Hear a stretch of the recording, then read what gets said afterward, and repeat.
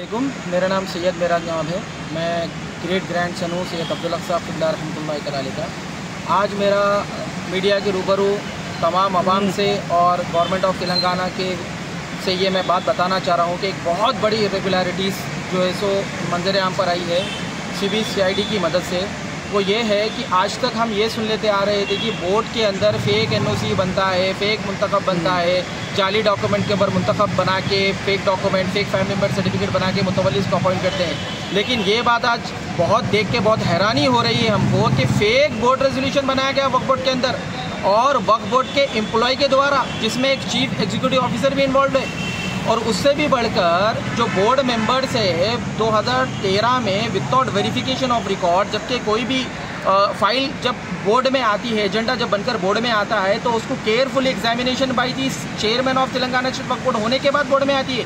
तो चेयरमैन और board members without verification of record वो लोग ने फिर से एक मुतवल्ली को अपॉइंट कर दिया गया।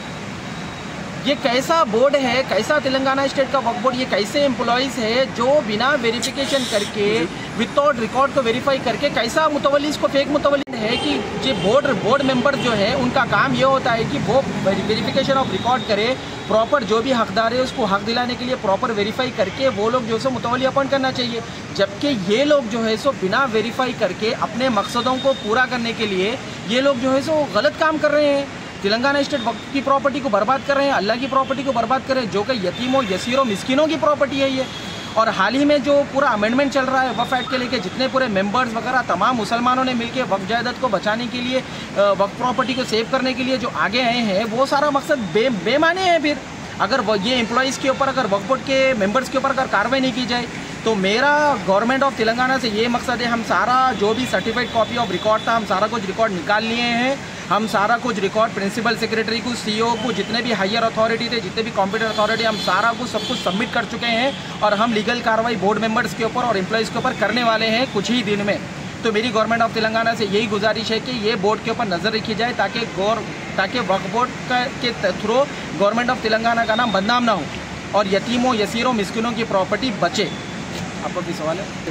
मुतवल्ली को ये बोलकर बनाया गया कि फेक बोर्ड रेजोल्यूशन के ऊपर मुतवल्ली अपॉइंट किया गया और वो मुतवल्ली अभी भी एक्टिंग है। जबकि बोर्ड का ये काम होना चाहिए कि इनके ही तरफ से रिकॉर्ड निकला कि ये तो फेक बोर्ड रेजोल्यूशन में बना, तो इमीडिएटली इनको सस्पेंड करना चाहिए। अदर डिपार्टमेंट, पुलिस डिपार्टमेंट हो या रेवेन्यू डिपार्टमेंट हो, GHMC डिपार्टमेंट, एक जब भी रेगुलरिटीज आती है वो एम्प्लॉय को इमीडिएट सस्पेंड करते हैं। ये लोग रखे हुए हैं अभी तक। इसके पीछे मकसद कौन, इसके पीछे किसका हाथ है, उसको हम सामने लेकर आएंगे और हम किसी से डरने और घबराने वाले नहीं हैं। हम बिल्कुल डटते हुए इसकी कार्रवाई कर रहे हैं और कुछ ही दिन में इसका पूरा खुलासा हो जाएगा।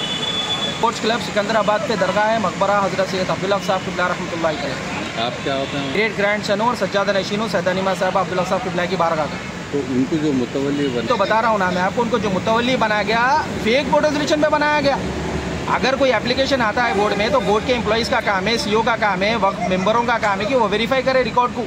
बिना वेरीफाई करके फेक बोर्ड रेजोल्यूशन बना के मुतवल्ली को अपॉइंट करा तो अब उनको तो लीगल कॉन्सिक्वेंसेस झेलने पड़ेंगे। अभी वो फेक बोर्ड रेजोल्यूशन पे कैसा मुतवल्ली अपॉइंट करते आप?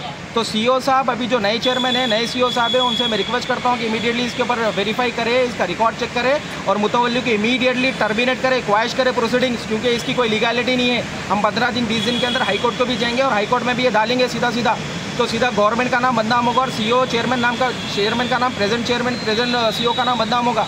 तो लिहाजा हम ये कह रहे हैं कि इसमें जो भी बोर्ड मेंबर्स इन्वॉल्व है, जो भी एम्प्लॉइज इन्वॉल्व है, उनको इमीडिएट सस्पेंड किया जाए, उनके ऊपर FIR बुक किया जाए।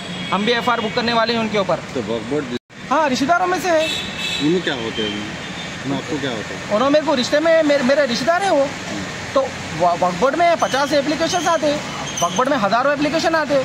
वक्फ बोर्ड का काम क्या है? किसी की फिर मुतवल्ली अपॉइंट करना रहा तो वो रिकॉर्ड वेरीफाई करके अपॉइंट करते हैं या फिर बिना वेरीफाई रिकॉर्ड करके अपॉइंट करते हैं, या फिर उन्होंने जो बोल दिया हो जाता है। वक्फ एक्ट के हिसाब से काम होना। यहाँ पर वक्फ एक्ट की कोई वैल्यू नहीं है। तेलंगाना स्टेट वक्फ बोर्ड में कोई भी एम्प्लॉय, जितने भी प्रोसीडिंग्स होते हैं बिना वेरिफिकेशन ऑफ रिकॉर्ड, बिना वक्फ एक्ट के हो रहे हैं यहाँ पर।